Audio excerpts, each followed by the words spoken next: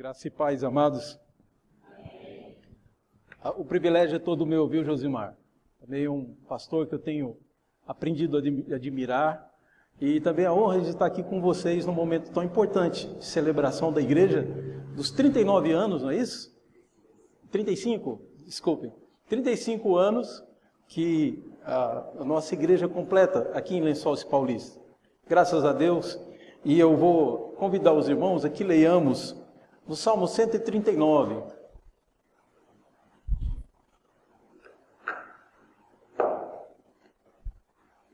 Salmo 139, como ele é um salmo longo, nós não vamos lê-lo todo de uma vez. Vamos ler a primeira estrofe dele, que é do verso 1 ao verso 6. Tá bom? Esse título que você vê em itálico nos salmos, não o que está em negrito, o que está em itálico, essas letras tortinhas, ele faz parte do texto original hebraico. Os maçoretas que deixaram a Bíblia escrita foram copiando à mão até a imprensa ser inventado, trouxeram desde lá, desde a igreja de Israel que louvava o Senhor, esses títulos em itálico. Tá? Por isso que eu incluo ele na leitura. Diz assim a palavra de Deus: ao mestre de canto, Salmo de Davi. Senhor, tu me sondas e me conheces, sabes quando me assento e quando me levanto. De longe penetras os meus pensamentos, esquadrinhas o meu andar e o meu deitar. E conheces todos os meus caminhos. Ainda a palavra me não chegou à língua, e tu, Senhor, já a conheces toda. Tu me cercas por trás e por diante, e sobre mim pões a mão. Tal conhecimento é maravilhoso demais para mim. É sobremodo elevado, não o posso atingir. Vamos orar ao Senhor. Pai, te oramos, pedindo ao Senhor a iluminação do Teu Espírito sobre nós. A Tua palavra e a revelação do Senhor é suficientemente clara em nossas vidas. Porém, nossos entendimentos estão embotados, estão poluídos, Senhor Deus, pelos nossos planos pessoais, pelas nossas visões pessoais. E, Senhor, Teu Espírito seja soberano sobre nós, para que sejamos edificados. Prevaleça, Senhor Deus, a Tua palavra sobre até mesmo nossos pensamentos e desejos. O que importa é que o Teu nome seja glorificado. Honra o Teu nome, edifica a Tua igreja, é a nossa oração em nome do Senhor Jesus. Amém. Amados, algumas pessoas podem não dar devida importância para Jesus, para o Evangelho, e é claro, se não dá importância para isso, não darão importância para a igreja. E me lembro de um rapaz que foi fazer um cursinho, estava fazendo um curso, e quem ia dar aula para ele era um físico. Esse físico começa a aula com essas palavras. Primeira coisa que eu quero dizer a vocês: Deus não existe. E dali ele começou a aula dele.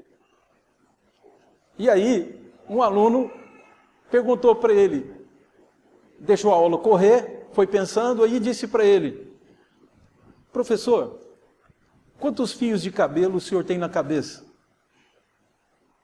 O professor falou: não faço ideia. Ele fez uma outra pergunta: o senhor sabe se o senhor vai estar vivo amanhã? O professor, não sabendo onde aquela conversa ia levar, disse: não faço a menor ideia. Ele falou assim: se o senhor sabe tão pouco sobre si mesmo, o senhor não acha que nós somos pequenos para decretar a inexistência de Deus? Porque é exatamente assim, queridos. Nós temos dois tipos de pessoas, que no fundo é um tipo só.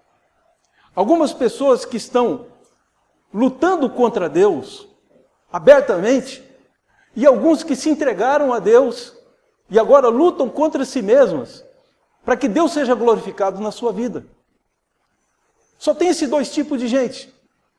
Na verdade, todo ser humano está em conflito contra Deus. E nossa luta é contra nós mesmos para que nós cumpramos a sua palavra. A palavra de Deus é tão extraordinária que o apóstolo Paulo, que podemos usar como resposta para esse professor de física, o apóstolo Paulo diz aos Romanos, no capítulo 1, que o que nós precisamos conhecer de Deus já é conhecido. E não é, ele não está falando da Bíblia ainda. Ele está dizendo só pelas coisas que foram criadas. Que qualquer homem tem uma demonstração do poder de Deus e da sua eterna divindade tão claramente mostrada na natureza, que todo homem passa a ser indesculpável de não glorificar esse Deus.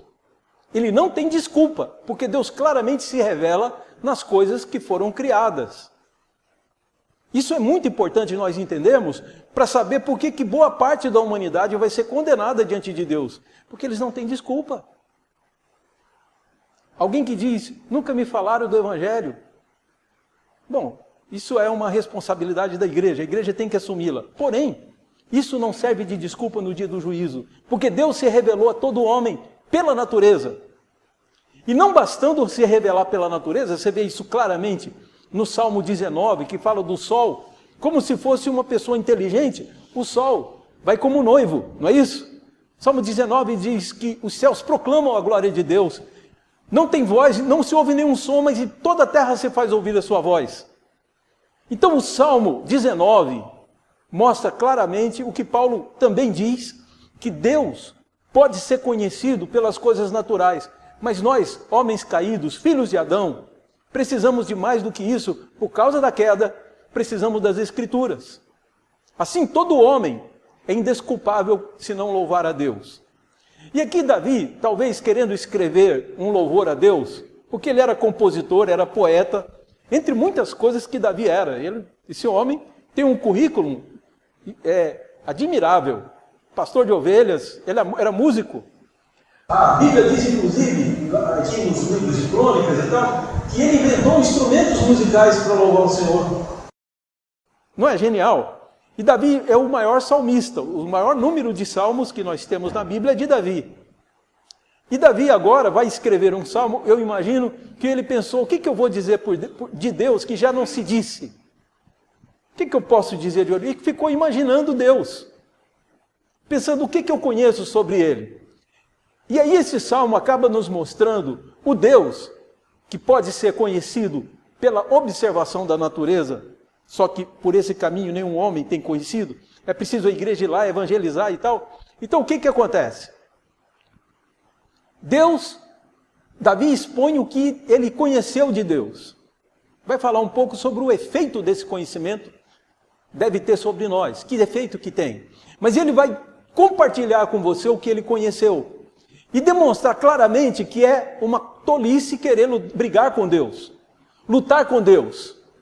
E eu posso falar uma palavra aqui, que eu acho que tem muita gente torcendo para eu dizer, eu vou falar. É tolice não se converter, porque a conversão se dá numa luta. Aliás, o apóstolo Paulo escreve aos Gálatas dizendo que Deus nos deu o Espírito Santo para que ele lutasse contra a nossa natureza pecaminosa para não fazermos o que é do nosso querer. Gálatas, lá no final, capítulo 5 ali. Então, para que não façamos o que seja do nosso querer, porque o que o homem produz, o ser humano produz sem Deus, é terrível.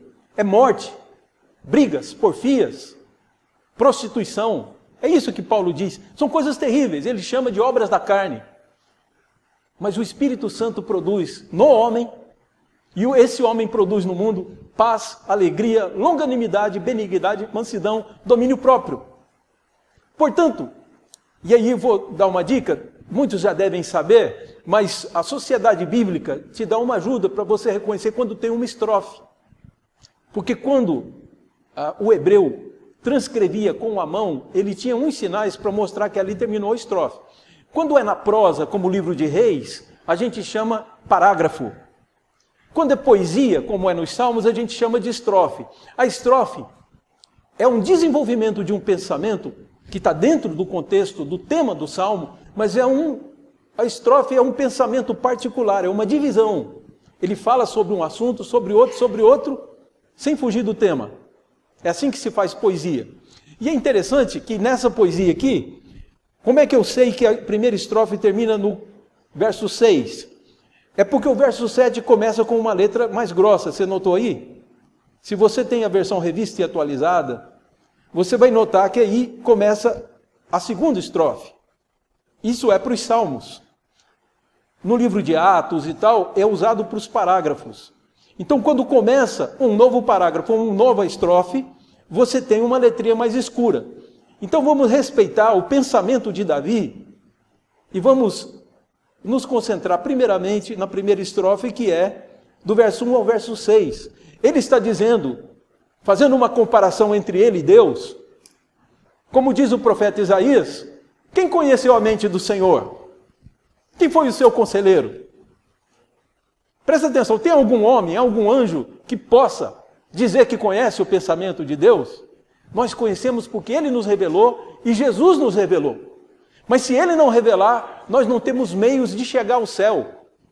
Aliás, nós somos tão limitados que até esse céu azul é muito difícil. Não fosse um brasileiro chamado Santos Dumont, a gente não teria nem descoberto o avião. Mas até esse céu era impossível para nós. Certo?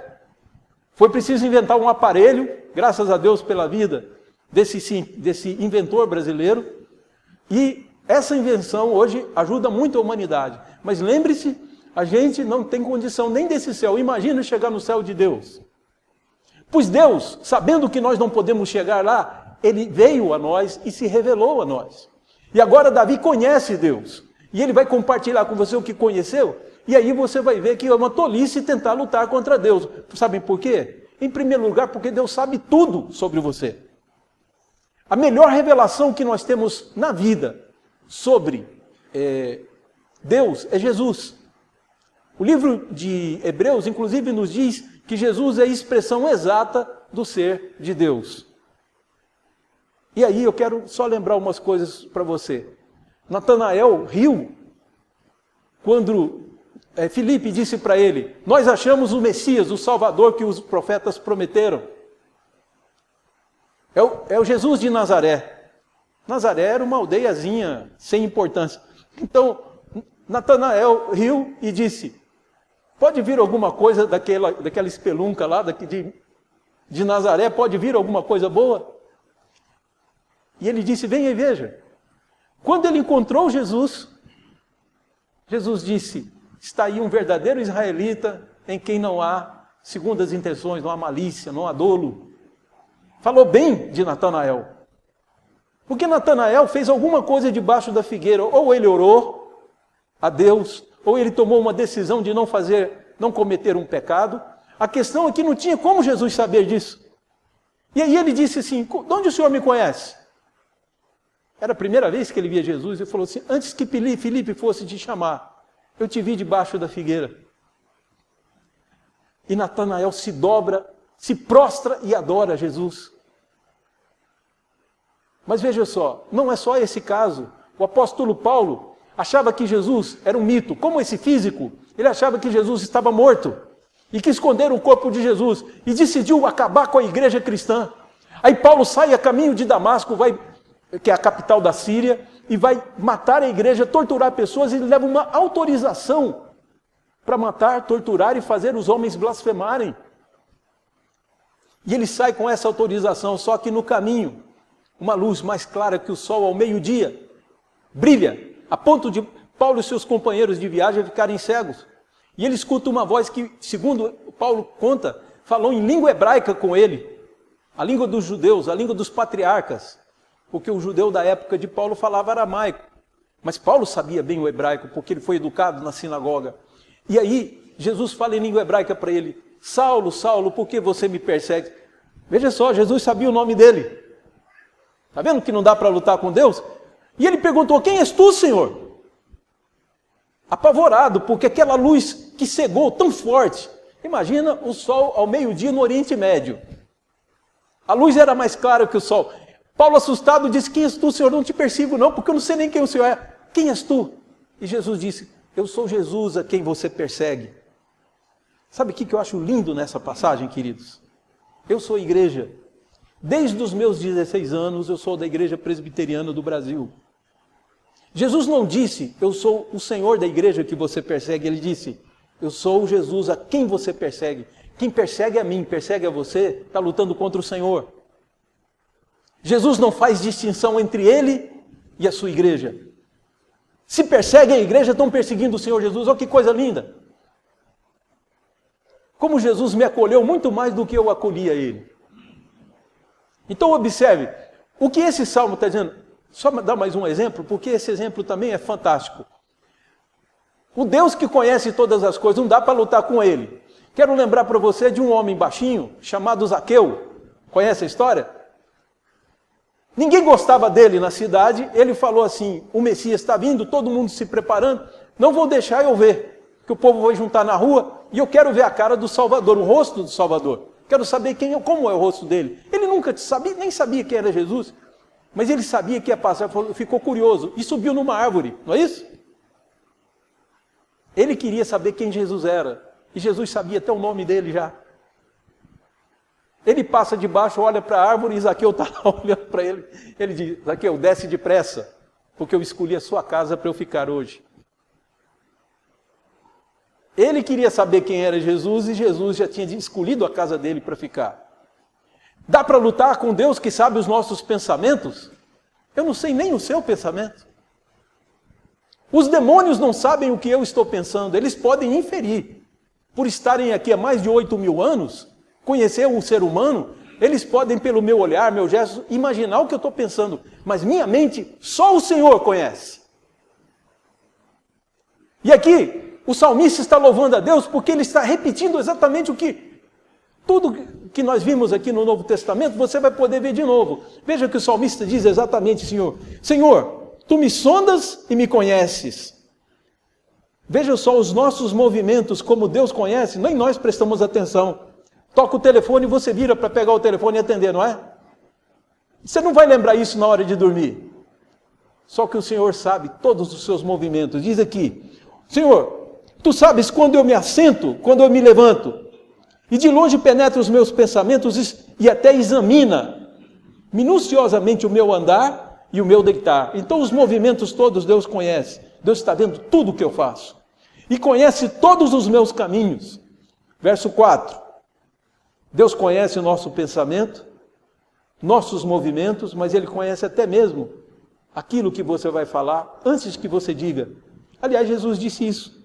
Talvez refletindo o Salmo, pensando no Salmo, Ele diz, quando você for orar a Deus, lembra?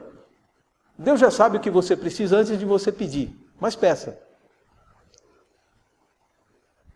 E aqui, o que nos é dito é, ainda a palavra não me chegou à boca e o Senhor já conhece tudo que eu vou dizer o Senhor já sabe. Tu me cercas por trás e por diante, e sobre mim pôs a tua mão. Olha que efeito que isso provoca nele. Saber disso, diz, tal conhecimento é maravilhoso demais para mim, está além do que eu posso conceber. Alguém que me conheça tanto. E ele diz, é sobremodo elevado, não posso atingir. Então você não pode lutar contra Deus. Você tem que buscar esse Deus, louvá-lo, se entregar a Ele, porque o que Ele quer é te abençoar. Lembra o que o profeta disse? A mão do Senhor não está recolhida para que não possa nos abençoar. Mas os nossos pecados fazem uma separação entre nós e Deus. É por isso que o Espírito Santo veio lutar, para que não façamos o que nós queremos, mas que façamos o que Ele quer. Tá? Esse conhecimento é maravilhoso demais para mim. E o segundo efeito é sobremodo elevado, eu não posso atingir. Eu estou falando porque eu sei, mas eu não estou dizendo que eu entendo Deus. Aliás, tem uma igreja aí que nasceu, e é grande hoje, e a grande bandeira deles é dizer que a Trindade não existe, é uma seita herética. Sabe por quê? Porque o Criador da igreja disse essas palavras, Deus não ia pôr uma coisa na Bíblia que eu não entendesse. Será que não? Então, irmãos, eleição, Trindade, são coisas que nós não entendemos porque estão acima de nós. Mas está claro na Bíblia, por isso eu prego. O inferno, eu nunca vi e nunca irei lá, graças ao Senhor Jesus que morreu na cruz. Mas uma coisa é verdade, está na Bíblia e eu tenho que falar e descrevê-lo, como Jesus descreve. Então, ainda que esse conhecimento seja grande demais, eu tenho que dizer aos outros, Deus sabe tudo sobre mim. Não tem como lutar, não tem como não ceder a Ele, porque Ele é extraordinariamente muito maior do que eu. Tá? Vamos continuar, ver que a segunda estrofe, nós vamos ler agora, ela vai falar que Deus não só tem todo o conhecimento, mas Deus também está em todo lugar. Outra razão que você não pode lutar com Deus, você tem que ceder a Ele. Olha que interessante. Verso 7 diz: para onde me ausentarei do teu espírito? Para onde fugirei da tua face? Em qualquer lugar que você for, Deus vai estar ali. Então veja só. Verso 8. Se subo aos céus, lá estás. Se faço a minha cama no mais profundo abismo, lá estás também. Se tomo as asas da alvorada e me detenho no confim dos mares, aí pensando em horizonte, ainda lá me haverá de guiar a tua mão e a tua destra me susterá. Que coisa extraordinária. Esse homem está dizendo, se eu tentar fugir do Senhor, o Senhor ainda vai cuidar de mim. Eu estou achando que eu consegui esconder de Deus, agora Deus não me acha. Né? Os queridos, não é assim que acontece. Tem uma história árabe que é interessante. É uma lenda árabe. Que a morte foi muito bondosa com o sujeito e disse, tal dia, eu vou te dar até tal dia para você resolver suas coisas, porque daqui uma semana você vai morrer. Eu venho te buscar. Essa é uma lenda árabe. E aí o sujeito pensou o seguinte, chegou no dia, ele preparou tudo e falou assim, quer saber, eu não vou morrer não. Rapou a cabeça dele todinha, tirou a barba, porque o árabe gosta de usar barba, tirou a barba toda, vestiu uma roupa preta, uma túnica, pôs o capuz, foi lá para o meio da feira, onde estava cheio de gente, se escondeu atrás de uma barraquinha, ficou sentadinho ali, quietinho, para se livrar da morte. Diz que a morte foi para a casa do sujeito, procurou, não achou. Aí diz o árabe que a morte falou assim, quer saber, já que eu não achei ele, eu vou ter que levar alguém. Eu acho que eu vou levar aquele careca que está atrás da barraca. Então, isso é uma lenda árabe para dizer o seguinte, você não pode evitar o que vai te acontecer. O único que pode evitar é Deus, concorda? E aqui ele está dizendo que qualquer lugar que você for, o Senhor vai cuidar. A mão de Deus vai te suster até quando você estiver tentando fugir. Um amigo meu me disse assim, certa vez, sabe por que eu acredito na predestinação? Porque no tempo que eu era viciado em droga, eu e um amigo brigamos com uma moça. A gente estava discutindo e ele pegou uma carabina que ele tinha para caça, ele estava drogado, estava loucão. Foi antes da conversão dele. Ele carregou a arma que estava no porta-mala, quando a moça viu, a moça correu. E disse que uma distância, não dava nem 2 metros, e ele não errava. Ele deu um tiro, quem conhece aquelas carabinas de chumbeira, sabe que não tem como escapar daquilo, né? Pelo menos uma... Diz que a moça escapou ilesa. E da distância que estava, ele disse para mim, não entendo até hoje como ela não morreu, graças a Deus, senão hoje eu estava arrependido do que eu tinha feito. Já arrependi de ter tentado, mas o Senhor me guardou até quando eu abandonei a igreja, ele era da igreja presbiteriana, entrei na maconha e na cocaína, até lá o Senhor me cuidou e me trouxe de volta para a igreja. Eu me rebelando e Deus me cuidando. Como que esse tiro não matou essa moça? Podia ter estragado a vida dele e da moça certamente. E Deus o poupou desse pecado. Portanto, amados, o que eu tenho a dizer é que até quando você está tentando fugir de Deus, Deus continua cuidando. Jesus fala isso no Sermão da Montanha, quando ele diz, vocês precisam orar por quem persegue vocês. Orar por aqueles que são maus. Amem os seus inimigos. E aí Jesus diz, para que vocês sejam perfeitos como perfeito é o vosso Pai, que faz a chuva cair sobre maus e bons, e o sol brilhar sobre justos e injustos. E eu poderia acrescentar, sobre crentes e sobre ateus. Estão comendo a comida de Deus, morando no mundo de Deus, respirando o oxigênio de Deus e não se dobram a Ele. É por isso que o salmista está encantado com Deus. Eu não tenho lugar onde eu possa fugir que Deus não esteja. Como é que eu vou lutar contra Ele, contra a vontade dEle? Então observa, meu querido, ele diz aqui, ainda lá me haverá de guiar sua mão, verso 10, e a tua destra me susterá. Se eu digo as trevas, com efeito me encobrirão, quer dizer, eu vou para um lugar escuro, e a luz ao redor de mim se fará noite, até as próprias trevas não te serão escuras. As trevas e a luz são a mesma coisa. Né? Isso aí me lembra de 2 gatinhos que eu tenho lá em casa. Quando eles dormiam lá dentro com a gente, hoje eles dormem fora, mas quando dormiam, Eu levantava de noite para beber água, tudo no escuro. Nunca pisei em nenhum deles. Porque eu não enxergo no escuro, mas eles sim. Ainda bem. Mas eles gostavam de andar na minha frente. Eu não estou vendo nada e eles andando na frente. Que perigo que eles correram, né? Então, meus 80 e tantos quilos aí, 83 quilos. Vamos lá. Então diz aqui o texto que as trevas não são escuras para Deus. Não tem lugar nem nada que possa te ocultar dos olhos dele. Ele vai continuar te vendo. O olhar dele penetra todas as coisas e ele sabe. E ele está ali, junto contigo, te sustendo e te cuidando. As trevas e a luz para ti são a mesma coisa, verso 12. Vamos para a terceira estrofe. É impossível e é tolice lutar contra Deus, porque Deus tem todo o poder. Aqui nós poderíamos dizer que é uma alusão aos três atributos de Deus que nós chamamos de incomunicáveis, que são só dele. Deus é o único que está em todo lugar, sabe todas as coisas e tem todo o poder. Ele é onipresente, onipotente e onisciente. É interessante que Davi faz essa colocação, porque agora ele vai comparar com o poder de Deus de tê-lo criado. Você só está nesse mundo porque Deus fez. Antes de lermos esse texto, eu quero só dizer algumas coisas, fazer um comentário sobre ele, para nos preparar para a leitura, porque eu vou ler uma vez só. Mas é maravilhoso esse texto.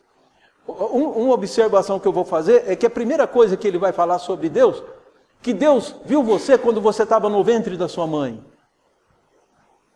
O pai não via, a mãe só sentia. Às vezes a mãe nem sentiu ainda que está grávida, e Deus já está vendo. Mas eu vou dizer uma coisa para você, as mães vão gostar do que eu vou dizer, porque é tão bonito isso, os pais vão gostar. Para mim faz muito bem. A Bíblia não diz que Deus meramente observou enquanto o organismo da mãe fazia a criança. Sabe o que está escrito? Vou dizer isso para as mães. As tuas mãos me teceram.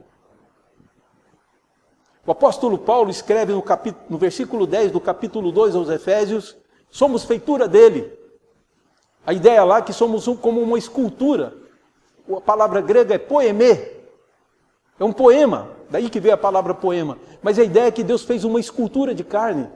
E agora cada criança, cada adulto, cada senhor que está aqui, cada senhora, saiba disso. Deus não foi um mero espectador do seu nascimento.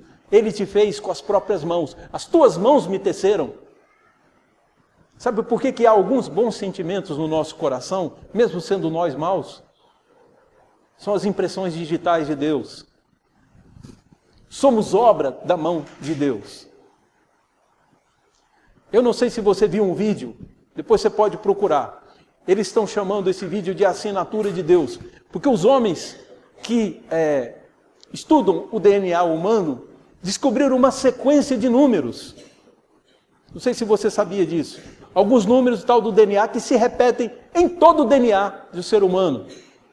E a sequência desse número é 10, 5, 6, 5. Então 10, 5, meia dúzia, 5. É sempre essa sequência. E aí os homens falaram, que será que isso quer dizer? E alguém teve a ideia de transformar esses números em letras hebraicas, porque os números hebraicos são números, são letras, as letras do alfabeto. Então ele pegou o número 10, que é a letra Yod, que corresponde ao I ou ao Y nosso. Ele pegou o número 5, que é a letra Re, que é o nosso H. Aí ele pegou a letra 6, que é a letra W ou V. Para nós brasileiros é melhor falar V, que é o número 6. E o número 5 repete de novo. Sabe o que dá? Yod, Re, Vav, Re. As 4 letras que formam o nome Yahvé, o nome do nosso Deus. Então, os estudiosos de DNA estão chamando isso de assinatura de Deus, porque no DNA de cada um tem essa sequência numérica. De todo ser humano. É a assinatura de Deus que pintou essa obra maravilhosa que é você. Tá? Se você faz boas coisas ou mais coisas, isso é outro assunto. Mas só o potencial que você tem de realizar o bem é tão grande que já é maravilhoso. Deus queira que sigamos e aproveitemos todo o nosso potencial. Mas o que é interessante é isso. A outro comentário que eu queria fazer sobre esse texto, antes da gente ler, é que aqui ele diz, eu era uma substância informe, e nenhum dos meus ossos foram encobertos. O Senhor já sabia tudo. Aliás, o Senhor já tinha até escrito tudo o que ia acontecer comigo no livro. Cada dia meu estava escrito e determinado.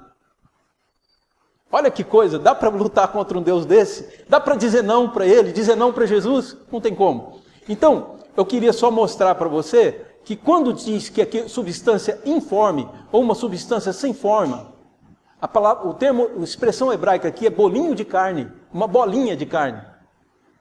Quando eu era somente uma bolinha de carne, é isso que ele está dizendo. Algo sem forma. Algo que um homem passasse na rua não ia achar que era um ser humano.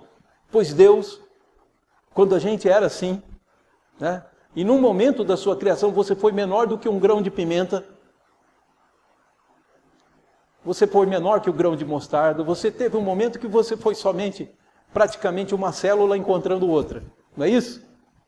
Portanto, olha que coisa extraordinária. Diz o texto que a mão de Deus nos fez, e Deus já nos conhecia e nos amava.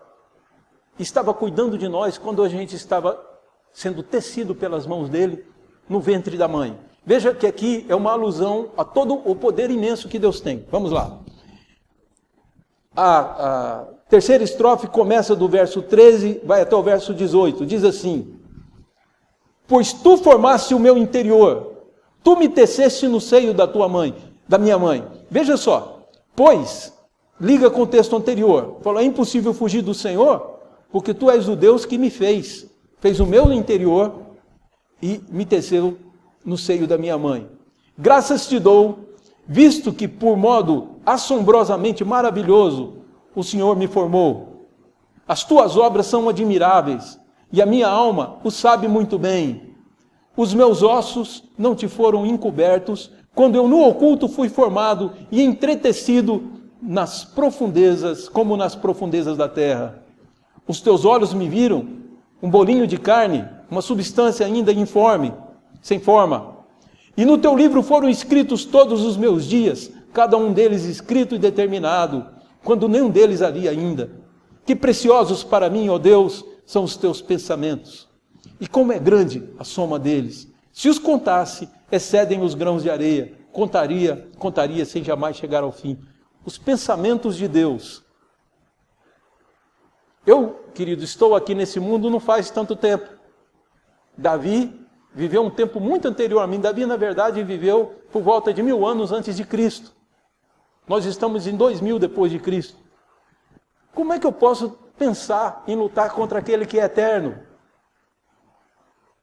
Vou contar uma história aqui que acontece com Jesus, que, como eu disse, era Deus na terra, é Deus conosco. Jesus é Deus, sim. E Jesus demonstra isso. Aqui falou que tudo estava escrito no livro, escrito e determinado, não é? Os discípulos de Jesus procuraram Jesus e disseram, nós queremos preparar a ceia, a Páscoa, ceia da Páscoa, nós vamos celebrar juntos, né? Onde nós vamos celebrar? E Jesus diz, vá na cidade tal, entra lá. É lá que nós vamos celebrar, Jerusalém. E aí os discípulos disseram, mas como nós vamos saber o lugar? Falou, é simples. Quando vocês estiverem chegando na cidade, vai sair um homem carregando um jarro. Como é que Jesus sabia disso? Vai sair um homem carregando o jarro, exatamente quando vocês estiverem entrando. Sigam esse homem, na casa que ele entrar, vocês entram lá e diz, o Senhor quer esse lugar para celebrar a ceia. E os discípulos foram caminhando, Jesus falou, né? E quando eles estão chegando na cidade, sai um homem de uma casa carregando um jarro, eles vão seguindo o homem, ele entra dentro de uma casa, vai lá e o sujeito alugou. Até a cronologia, do momento que os discípulos chegariam, Jesus tinha noção. Aqui o texto diz que todos os nossos dias estão escritos e determinados, porque estamos de um Deus que é onipotente. É por isso que o presbiteriano prega que a conversão é uma operação do Espírito Santo na alma humana, no coração humano, uma regeneração para que ele possa crer. Porque diz o Salmo 14 que não há quem busque o bem, não há quem busque a Deus. todos se desviaram. O homem está completamente depravado. Se você converteu, foi porque Deus te moveu a isso. E Deus escreveu isso no seu livro. E Paulo aos Efésios diz que você foi predestinado para ser adotado como filho de Deus. Porque no Brasil isso não tem muita força, né? O brasileiro fala, eu também sou filho de Deus. Esse é um provérbio que a gente escuta, né? O sujeito está roubando o patrão dele, falou, eu vou levar a minha parte porque eu também sou filho de Deus. Para os atos injustos se usa esse provérbio. Só que não é filho de Deus. Se você pergunta, por que você disse que é filho de Deus? Ah, porque Deus me criou. Não, isso faz de Deus seu criador. Concordam? Deus criou as tartarugas, os esquilos, Deus criou os passarinhos e nem por isso é pai deles. Meu pai, na minha identidade, está escrito Benedito Néder Batista, é o nome do meu pai. Josimar tem o nome do seu pai na sua identidade. Isso significa que esse foi quem me gerou, mas quem me criou foi Deus. Agora eu tenho um jeito de eu ser filho de Deus, ser adotado. Todos os que creem em Jesus, diz João capítulo 1, verso 12, todos os que receberam Jesus, receberam também o poder de serem feitos filhos de Deus, a saber, aqueles que creem no seu nome. Se você crê no Senhor, você é filho. Não é meramente servo, não é cidadão da Nova Jerusalém meramente, você é herdeiro, filho de Deus. Todos os que se colocam na condição de servos verdadeiros de Deus se tornam filhos. Porque Deus predestinou você, antes que o mundo fosse criado, para que você se convertesse e fosse batizado com o Espírito Santo e assim recebesse a adoção de filhos. Efésios capítulo 1. Bom, então nós temos aqui que é impossível lutar contra Deus porque Ele sabe todas as coisas, até a palavra que não falei ainda Ele já sabe. É impossível. E eu só posso adorar esse Deus porque eu não posso me esconder dele. Todo lugar que eu for, Ele sabe onde eu estou, Ele me acompanha, Ele está lá também. É impossível ir para um lugar onde Deus não esteja. E ainda, foi Deus que me criou porque Ele é todo poderoso. Eu só estou aqui na terra pelo poder dEle. É por isso que Jesus curava as pessoas, por ser o Criador. E daí nós temos então essa verdade. A igreja sabe, eu vou pedir até que repita. Deus sabe tudo, repitam. Deus sabe tudo. Vamos repetir a segunda lição da segunda estrofe? Deus está em todo lugar. Deus está em todo lugar. E agora da terceira estrofe, Deus tem todo o poder. Deus tem todo o poder.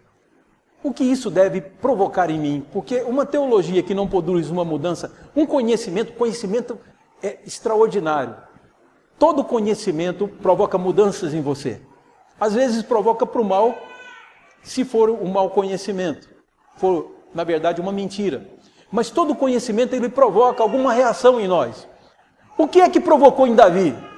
Você vai estranhar o que eu vou dizer aqui. Na verdade, provocou revolta. Davi se revoltou com o mundo, porque o mundo não obedece. As pessoas do mundo não se submetem a Deus, não adoram a Ele. Ele ficou revoltado com isso, ele diz, como com Deus tão bom, tão extraordinário, tão admirável, as pessoas não estão louvando a Deus. Quantas pessoas estão nas igrejas? Não é a maioria. Muitas pessoas estão gastando o seu tempo com lazer porque julgam que louvar a Deus é perda de tempo. Não é o seu caso. Porque o texto nos diz, esse Deus é digno de louvor. Eu não tenho como. Eu tenho até que tomar cuidado para não ficar o tempo todo só pensando, só falando, só lendo a Bíblia. Porque é tão extraordinário que dá vontade de ficar eternamente assim. Mas Ele quer que eu faça coisas. O que Ele quer que eu faça? Então, Davi disse que se tornou inimigo, estava se declarando inimigo de todo aquele que não ama o Senhor. Mas sabe qual que é a segunda revolta dele? Contra ele mesmo. Ele não aceita que ele mesmo ande nos caminhos errados. E pede para Deus conduzi-lo. Vamos ver se não é isso que tem na quarta estrofe. Verso 19, quando ele diz que ele foi criado por Deus, que todos os homens foram criados, verso 19 ele diz, tomara, ó Deus, destes cabo do perverso. Apartai-vos de mim, homens de sangue. Eles se rebelam insidiosamente contra ti, e como teus inimigos falam malícia. Não aborreço eu, Senhor, os que te aborrecem? E não abomino os que contra ti se levantam? Aborreço com ódio consumado, para mim são inimigos de fato. Davi está olhando para o mundo, olhando para as pessoas, e eu posso dizer que você lendo esse salmo, pode estar olhando para o muçulmano, pode estar olhando para o ateu, está olhando para o evangélico que não leva Deus a sério, e está revoltado. Porque com Deus desse tamanho, com Deus tão extraordinário, por que as pessoas não estão fazendo exatamente o que esse Deus quer? Por que afrontam esse Deus? Por que vivem como se esse Deus não existisse? Então há uma revolta contra todos aqueles que não se submetem. E nós vamos transformá-los. Tá? Nós vamos transformar o mundo. Precisamos querer. Eu me lembro de alguém que me disse uma vez: pastor, fica calmo, a gente não vai corrigir o mundo mesmo. E eu disse para ele: então vamos fechar a igreja e vamos embora.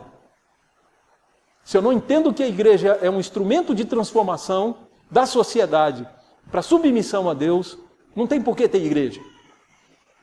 E aí nós vamos transformar o mundo com missões. Uma vez, queridos, para entender bem essa revolta e como isso acontece, eu vou usar como ilustração uma visita que eu fiz a uma prisão aqui no interior de São Paulo. Era uma prisão criada para que os presos cuidassem dos próprios presos, aqueles que o juiz mandasse, e era uma prisão de qualidade.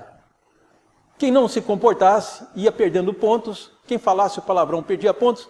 Eles foram explicando isso para mim, a tal ponto que se o sujeito perdesse muito ponto, ele voltava para a penitenciária normal. E aí, um homem que estava me apresentando e contando as regras não sabia, mas era um preso. Um assassino.